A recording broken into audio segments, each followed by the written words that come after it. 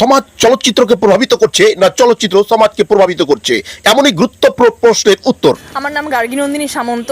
আমি এখানে গৌরী সিং একজন মাদক বিক্রেতা হিসেবে অভিনয় করছি। এই মুহূর্তে তাদের পুরো টিম কিন্তু কালিয়াচকের সেই গ্রাউন্ড থেকে সরাসরি আপনারা দেখতে পাচ্ছেন। আমার নাম সঞ্চারী চৌধুরী, আমি এখানে লাবণী একজন এসআইয়ের চরিত্র করছি। আমি অশোক কুমার, এই ওয়েব সিরিজের ডিরেক্টর এবং প্রডিউসার।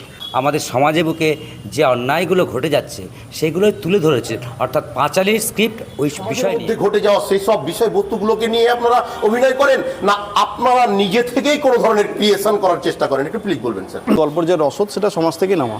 সমাজের কোন কোন দিকটাকে আপনারা প্রভাবিত করার চেষ্টা করেছেন স্যার? নারী পাচারটা আমাদের এখানে খুব একটা মুখ্য বিষয়। Most important matter. হ্যাঁ, ওটাকে আমরা দেখানোর চেষ্টা করেছি যে নারী পাচারটা কীভাবে হয়, তারপরে লটারি কাটার যে নেশা মানুষের কতটা ক্ষতি করে।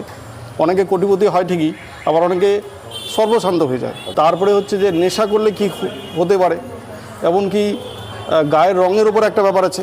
বাবা তার মেয়ে কালো বলে মেয়েটাকে নিজের মেয়ে বলে স্বীকার করে না, ওর মাকে উল্টোপাল্টা বলে যে তোমার এটা অন্য কারো মেয়ে। 1.5 বছরের মেয়েকে এইখানে 17 মাইলের আগে নামিয়ে চলে গেল। হ্যাঁ হ্যাঁ, সেটা একটা ঘটনা আমার নিজের সেটার উপর আমরা কাজ করছি, স্ক্রিপ্টিং চলছে।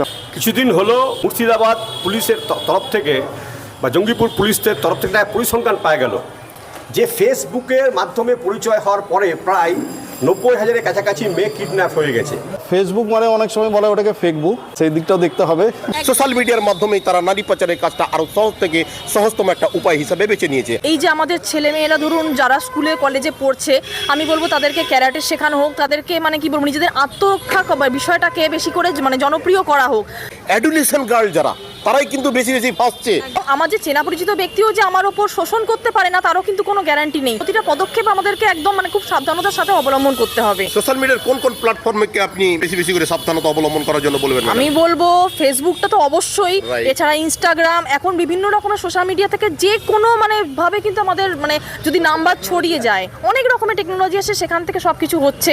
এবং আমাদের ফোনটা সব থেকে বড় কথা, আমাদের যে ক্যামেরা সেখান দিয়েও কিন্তু অনেক সময় হ্যাকিং হচ্ছে, সেখান থেকে মেয়েদেরকে ব্ল্যাকমেল করে তাদেরকে বিভিন্ন রকমভাবে পাচার করা হচ্ছে। নারী পাচারের মতো একটা ঘৃণ্যতম বিষয়, সেটা কিন্তু আমরা এই পৃথিবী থেকে সমাপ্ত করতে পারবো বলে আশা রাখছি।